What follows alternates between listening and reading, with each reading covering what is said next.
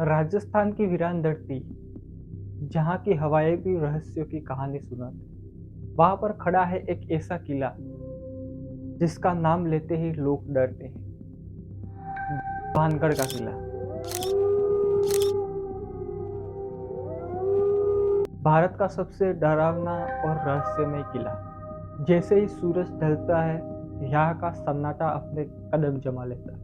न कोई इंसान, न कोई परिंदा, बस एक खामोशी और अनदेखी परछाइयाँ।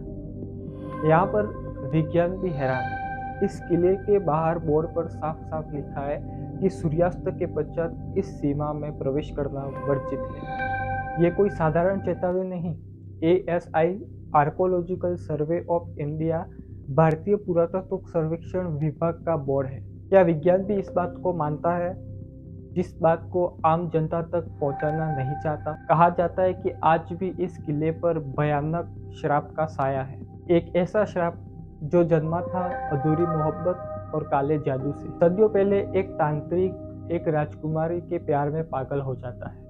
जब उसकी साजिश उजागर हुई तो मरते वक्त उस तांत्रिक ने इस किले को बर्बादी का श्राप दिया। तब से लेकर आज तक ये किला वीरान है। लोग कहते हैं कि रात के अंधेरे में इस किले में कदमों की आहट सुनाई देती है, फुसफुसाहटें गूंजती है और परछाइयाँ अपने आप हिलने लगती है। इस किले में सूरज ढलने के बाद जाना मना है। लोग कहते हैं कि जो इस किले में गया या तो वो मिला नहीं, और मिला तो वो पहले जैसा नहीं। यहाँ के खंडहर चुप नहीं है, कहानियां सुनाते हैं। एक श्राप और एक तन्हा रानी, एक ऐसा श्राप जो आज भी जिंदा है। तो स्वागत है आपका भानगढ़ के अंधेरे में। राजस्थान की उबड़-खाबड़ अरावली पहाड़ियों के किनारे भानगढ़ किले के खंडहर मौजूद है। एक ऐसी जगह जिसके बारे में अक्सर कहा जाता है कि यह भारत की सबसे रहस्यमय जगहों में से एक है। दिन के समय इसकी टूटती दीवारें, शांत मंदिर और खाली बाजार एक ऐसी राज्य की कहानियां सुनाते हैं जो कभी बहुत फलता फूलता था, लेकिन जैसे ही सूरज पहाड़ियों के पीछे डूबता है, एक अजीब सी खामोशी छा जाती है और स्थानीय लोगों का मानना है कि यह किला एक अलग ही तरह की जिंदगी के साथ जाग उठता है। इस वीरान किले से अनगिनत डरावनी कहानियां सामने आई हैं। स्थानीय लोगों को मानना है कि सूरज डूबने के बाद खाली गलियारों से अजीब सी आवाजें गूंजती हैं, फुसफुसाहटें, कदमों की आहट, तो यहाँ तक कि हल्का हल्का संगीत भी। कुछ लोग कहते हैं कि उन्होंने टूटी फूटी इमारतों के बीच परछाइयों को घूमते देखा है, जबकि कुछ लोग हवा में एक अजीब सी भारीपन महसूस करने की बात करते हैं। भारतीय पुरातत्व सर्वेक्षण आर्कोलॉजिकल सर्वे ऑफ इंडिया ने सूरज डूबने के बाद भानगढ़ किले में प्रवेश पर रोक लगा दी है। प्रवेश द्वार पर चेतावनी के बोर्ड लगे जो आने वाले को अंधेरा होने के बाद किले के अंदर न रुकने की चेतावनी देते हैं। तपस्वी बालानाथ की कहानी। भानगढ़ में बालानाथ नामक एक तपस्वी रहते थे। जब राजा माधव सिंह ने भानगढ़ किले का निर्माण करने की योजना बनाई तो उन्होंने तपस्वी बालानाथ से अनुमति प्राप्त की। तपस्वी ने राजा को इस शर्त पर अनुमति दी, किले की छाया कभी तपस्वी के घर पर नहीं पड़नी चाहिए। भानगढ़ किले में तब तक सब कुछ ठीक था जब तक कि माधव सिंह के महत्वाकांक्षी उत्तरदायियों में से एक शत्रु ने हमलों के बचाव के लिए किले की ऊंचाई में विस्तार किया। इसके कारण किले में एक अशुभ छाया छा गई, जिसने तपस्वी के निवास स्थान को भी घेर लिया। प्रतिज्ञा टूटने के बाद किले का विनाश शीघ्र हो गया। स्थानीय लोगों का मानना है कि ये भविष्यवाणी पूरी हो गई कि भानगढ़ किला प्रेतवादित हो गया। भानगढ़ किला राजस्थान के अलवर जिले में स्थित 17वीं सदी का ऐतिहासिक और प्रसिद्ध किला है, जिसे भारत की सबसे डरावनी और भूतिया जगह माना जाता है। भानगढ़ किले का निर्माण राजा भगवत दास के शासनकाल में 1573 में हुआ था। इन्होंने इस किले का निर्माण अपने दूसरे पुत्र माधव सिंह के निवास के रूप में करवाया था।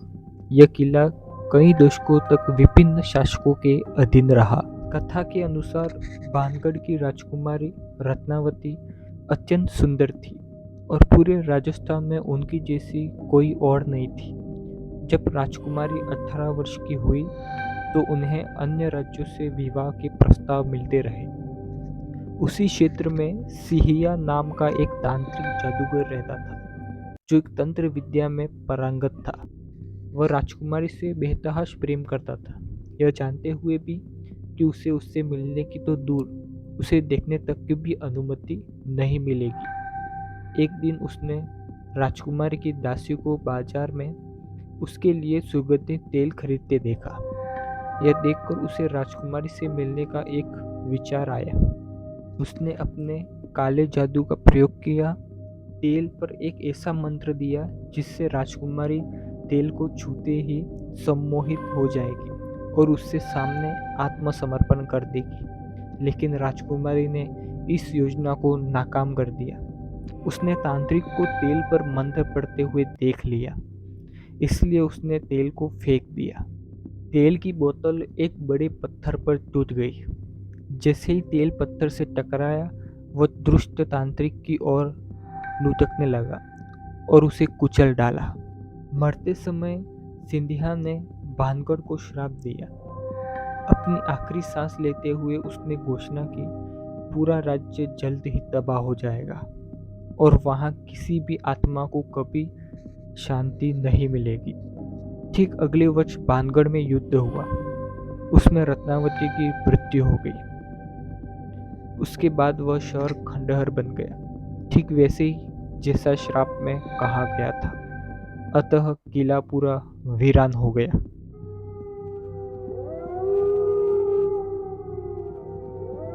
भारत में एक ऐसी जगह है जहाँ सूरज ढलते ही इंसानों का जाना मना है, जहाँ रात सिर्फ अंधेरी नहीं बल्कि जिंदा होती है। ये है भानगढ़ किला, एक ऐसा किला जहाँ आज भी कुछ अंधेरी कहानियां सांस लेती है।